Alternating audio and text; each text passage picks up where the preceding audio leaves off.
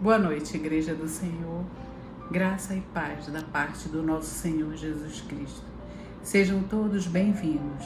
Hoje, 24 de junho, damos continuidade à Semana de Educação Cristã Missionária em Foco, promovida pela organização Mulher Cristã em Missão da Primeira Igreja Batista do Pará, com o tema Acalma Minha Alma. E nossa divisa em Salmos 94, 19, onde Davi declara: quando a ansiedade já me dominava no íntimo, o teu consolo trouxe alívio à minha alma. Declaramos a presença do nosso Deus aqui e onde você estiver, para juntos, em um mesmo espírito, cultuarmos em espírito e em verdade ao Deus onipresente e onisciente. Oremos ao nosso Deus. Senhor nosso Deus e nosso Pai, nós te louvamos, bendizemos e adoramos o teu santo nome nessa hora. Te agradecemos, Senhor amado, por essa oportunidade de estarmos nessa hora juntos, cultuando o teu santo nome. Aceita, Senhor, a nossa gratidão, o louvor do nosso coração. Te agradecemos também, Senhor, por tantas bênçãos já recebidas ao longo dessa semana, quando o foco é a educação cristã missionária e o Senhor tem nos dado oportunidades maravilhosas como mulheres cristãs e como Igreja do Senhor de te conhecer mais e aprender mais de ti e da tua palavra e do teu modo, Senhor, de agir. Muito obrigado, Senhor, por isso. Nessa hora queremos colocar tudo que vai ser apresentado nesse momento e te suplicamos, Senhor, que o Senhor abençoe, concedendo graça, misericórdia e principalmente, Senhor, a tua presença nos nossos corações. Aceita, Senhor, a nossa gratidão, aceita o louvor do nosso coração, porque oramos e oramos no nome santo e precioso do Senhor Jesus, o teu Filho amado, o nosso único Salvador. Amém. Hoje à noite eu fui encarregada de apresentar a palestrante da noite, que é a nossa amada missionária Ana Cláudia Cristal, esposa do pastor Isaías. Ela é graduada em teologia e mestre em ministérios com ênfase em aconselhamento cristão. Serviu como secretária executiva da União Feminina Missionária Batista Pioneira por 7 anos. Atualmente, atua como professora, missionária, conselheira, mentora no Ministério Palavra da Vida em Benevides e tem servido também a nossa igreja. Tudo isso, afirma ela, pela graça de Deus. E hoje ela se coloca à nossa disposição para nos servir com a palavra. Somos muito gratos a Deus pela vida e ministério da missionária Ana Cláudia. Que Deus abençoe a palavra. Amém. Olá, queridas irmãs, queridos irmãos. É um prazer estar com vocês nessa semana em foco das mulheres da NCM. E eu gostaria de compartilhar aquilo que o Senhor tem colocado no meu coração, especificamente sobre o Ministério de Mulheres. O Ministério de Mulheres, ele sempre esteve presente em minha vida. Eu cresci em uma igreja batista no interior de São Paulo, onde o Ministério de Mulheres sempre foi muito ativo. Eu via as mulheres trabalhando incessantemente, cuidando do Ministério Infantil, realizando EBFs, preparando as noivas para o casamento, acolhendo os bebezinhos e suas mães, realizando cantinas missionárias, acampamentos e suprindo aqueles que estavam em necessidade. E este bom exemplo sempre me motivou a querer ser uma mulher envolvida na igreja. Geralmente nós mulheres somos conhecidas como as formiguinhas incansáveis que fazem tudo funcionar. Quando eu tentei escrever a respeito da história das mulheres batistas pioneiras lá no Sul, a minha dificuldade foi imensa em reunir dados e registros, pois é um trabalho sem holofotes, sem muita popularidade, parecendo muitas vezes até irrelevante. mas eu sei o quanto as mulheres podem ser eficientes em tudo quanto fazem. Por isso, nessa semana de Mulheres em Foco, eu gostaria de refletir a respeito do chamado das mulheres que pertencem a Cristo. Eu gosto muito de uma frase de Elizabeth Elliot que diz: o fato de ser mulher não me torna um tipo diferente de cristã, mas o fato de ser cristã me torna um tipo diferente de mulheres. Eu tenho aprendido que existem algumas coisas que são mais importantes do que as outras. Certamente você também sabe disso. Mas dentro do ministério de mulheres, essa importância não se refere à função em si exercida, mas à maneira como se exerce tal função. E por isso eu gostaria de observar um texto bem conhecido de todas nós, que nos trazem alguns ensinos preciosos. Está lá em Lucas 10, do versículo 38 ao 42. Caminhando Jesus e seus discípulos chegaram ao povoado onde certa mulher chamada Marta o recebeu em casa. Maria, sua irmã, ficou sentada aos pés do Senhor ouvindo a sua palavra. Marta, porém, estava ocupada com muito serviço e, aproximando-se dele, perguntou: Senhor, não te importas que a minha irmã tenha me deixado sozinha com o serviço? Dize-lhe que me ajude. E respondeu o Senhor: Marta, Marta, você está preocupada e inquieta com muitas coisas. Todavia, apenas uma é necessária. Maria escolheu a boa parte e essa não lhe será tirada. Eu quero destacar 3 verdades que eu aprendo neste texto.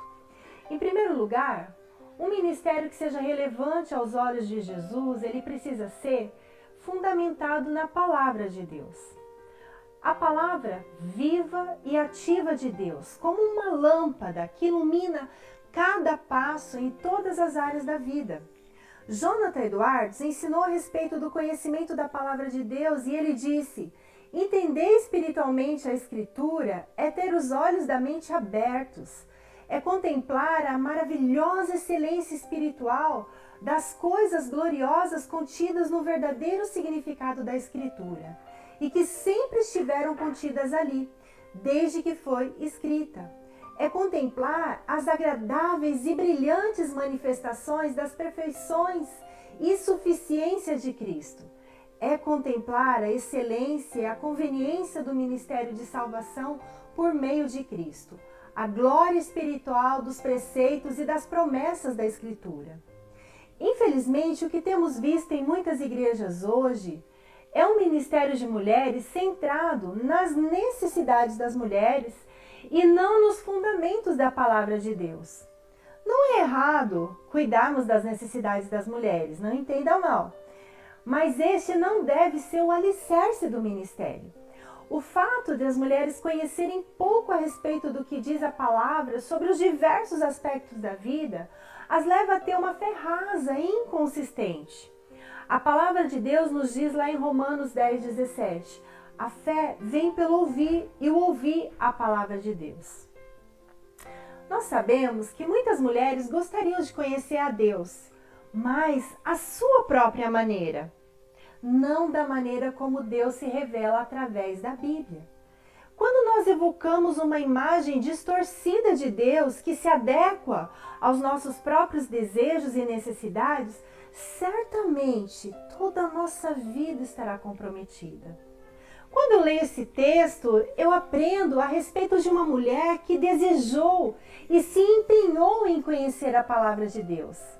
Maria se destaca como uma sedenta curiosa e que se sentou aos pés de Jesus.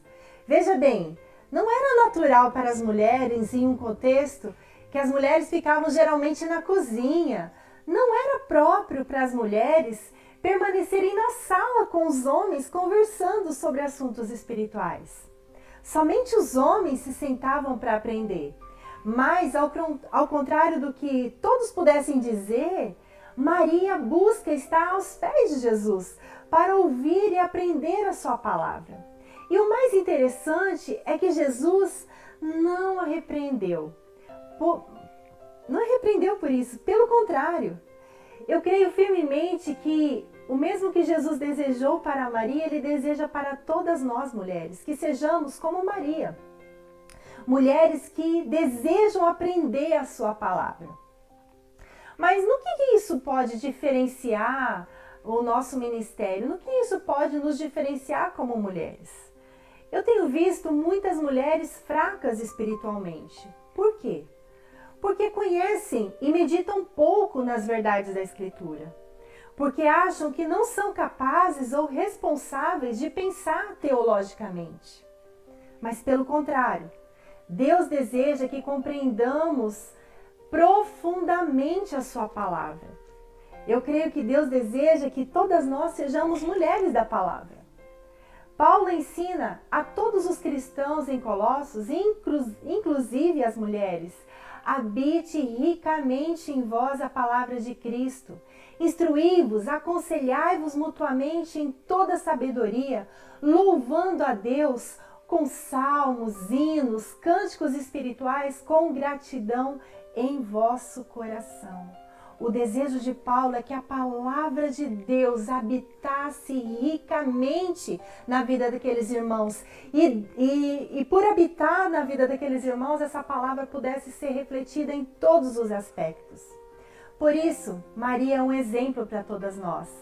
Enquanto a sua irmã Marta corria freneticamente de um lado para o outro, com muitas tarefas e preocupações, ela estava sentada aos pés do seu mestre. Maria é um exemplo de sede pela palavra. Em outros textos que se referem a ela, podemos ver o resultado de estar aos pés do Senhor. Ela mostra uma espiritualidade contagiante. Quando seu irmão Lázaro morreu, ela presencia a ressurreição. E ali temos um momento em que ela conversa com o Senhor Jesus e participa do mesmo sentimento com o Senhor Jesus. Nós vemos ali a intimidade que ela tinha com o Senhor. Verdades profundas foram reveladas porque Maria se assentou aos pés de Cristo. Depois ela unge o Senhor Jesus, também reconhecendo algo que nenhum dos outros estava reconhecendo, o seu senhorio, e predizendo a sua morte, a morte que nos resgatou do império das trevas. Buscar intensamente a palavra nos levará a conhecer mais profundamente ao amor de nosso Deus. E este conhecimento nos fará confiar mais nele. Provérbios 3,5 diz: confia no Senhor de todo o teu coração e não te apoie em teu próprio entendimento. Quando a palavra de Deus fala a respeito de coração, ela está dizendo tudo aquilo que nós pensamos, como nós sentimos e como agimos. O nosso pensamento, a nossa vontade, a nossa ação. Por isso, minhas irmãs, nós precisamos confiar em Deus. E nós só vamos confiar em Deus à medida que conhecemos mais a sua palavra.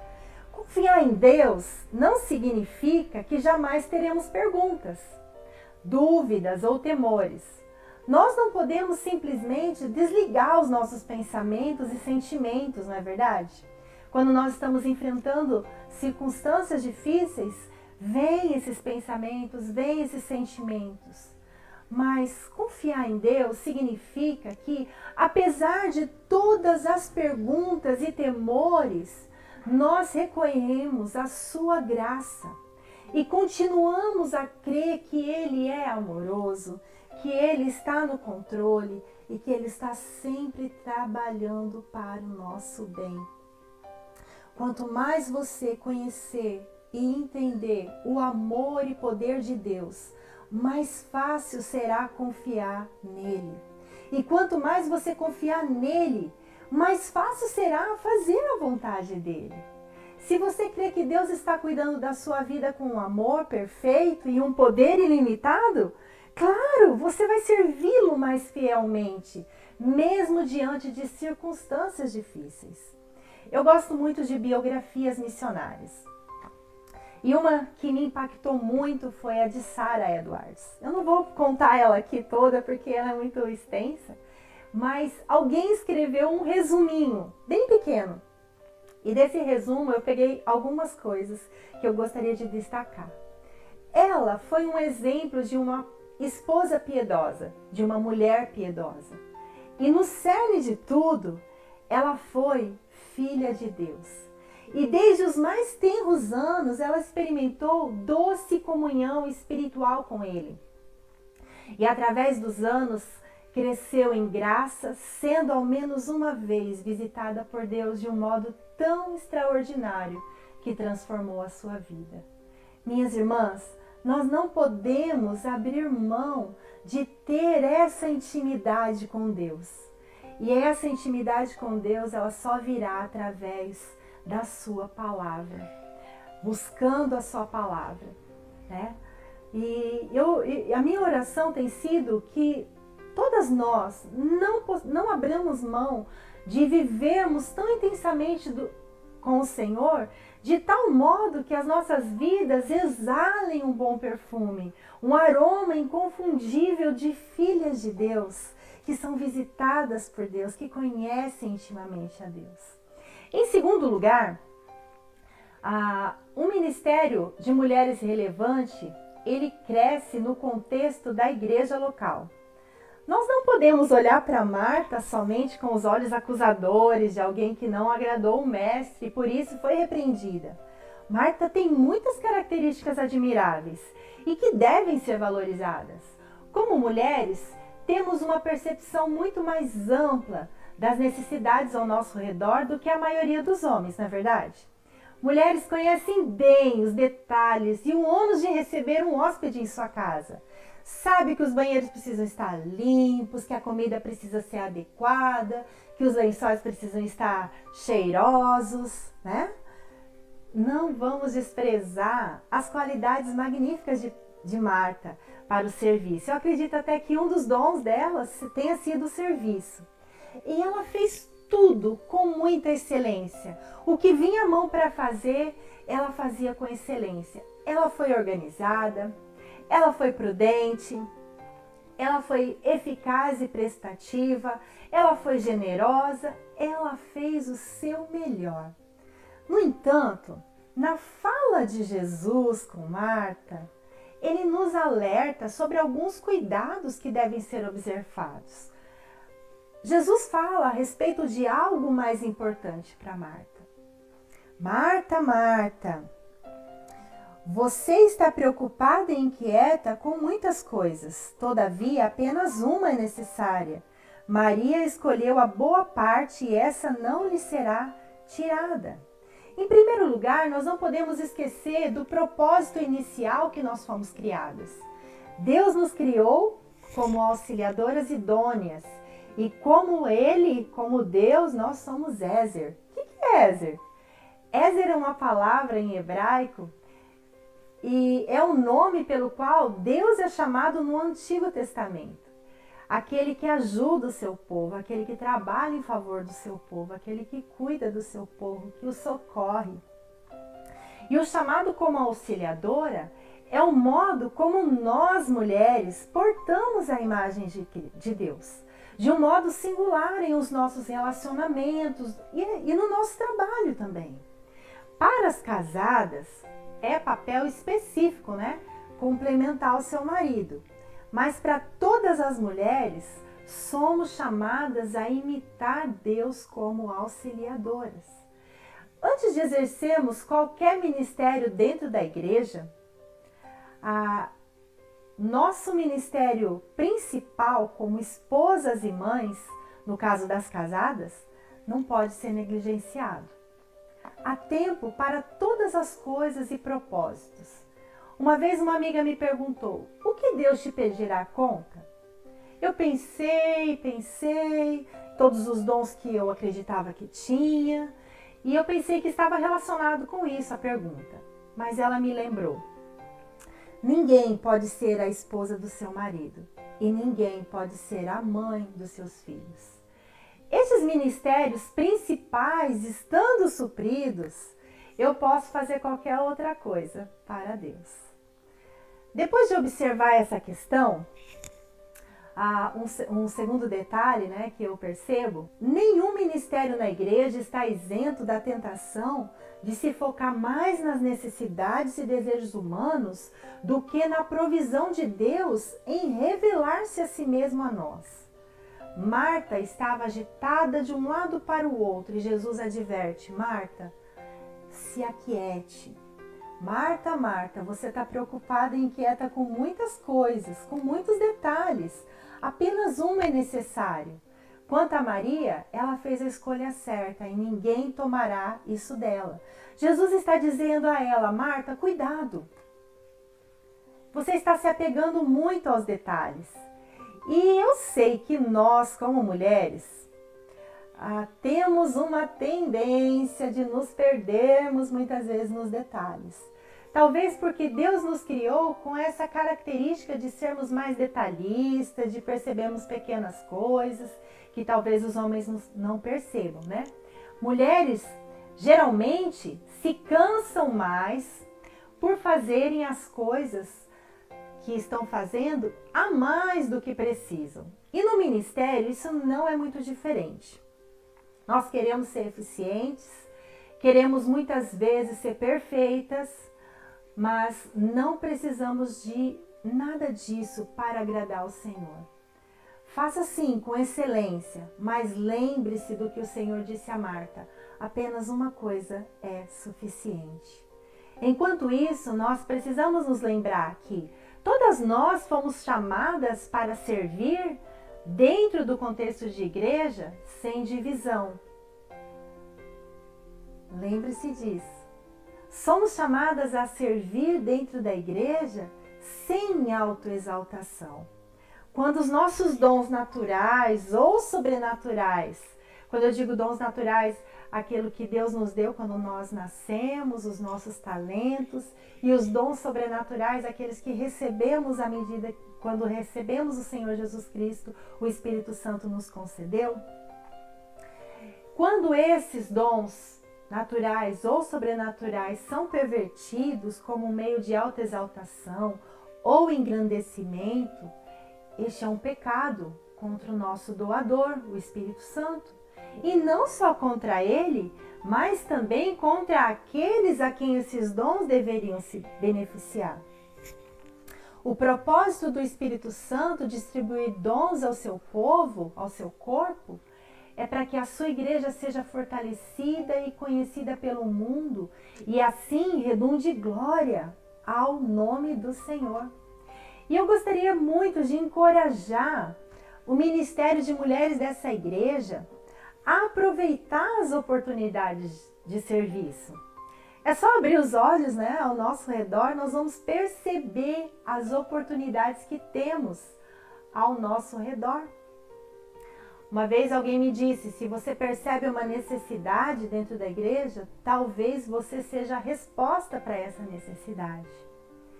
Outra coisa, valorize as variedades de cultura, de profissões, de talentos, habilidades e assim supram todas as diversas necessidades que a igreja possui. Tem tanta coisa para fazer. É só desejar, é só ter o coração disposto para servir. Cada uma de nós sendo fiel em deixar Deus usar os nossos recursos físicos e materiais. Outra coisa que eu gostaria de desafiar o ministério de mulheres dessa igreja é priorizar a formação teológica das mulheres.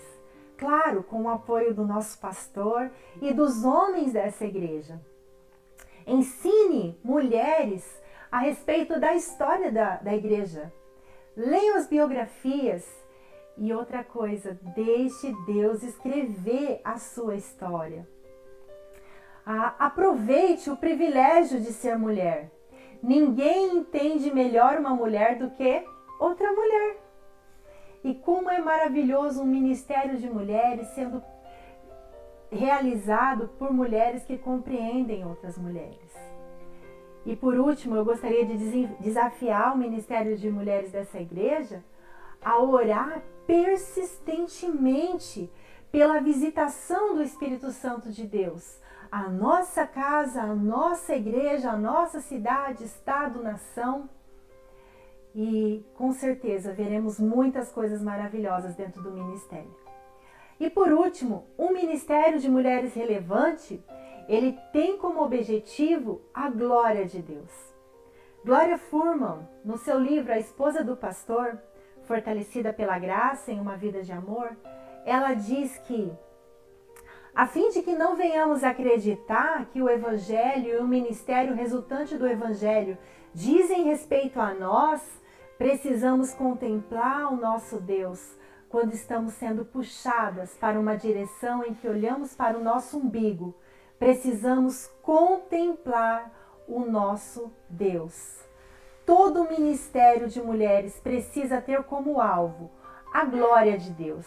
Lá em Colossenses 1,16, Paulo nos lembra disso. Ele diz, pois nele foram criadas todas as coisas, nos céus, na terra, as visíveis e as invisíveis, sejam tronos, sejam soberanias, quer principados, quer potestade, tudo foi criado por meio dele e para ele.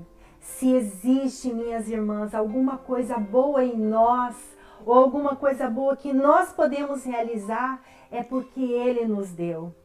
E ele nos deu para que possamos fazê-lo para a sua glória.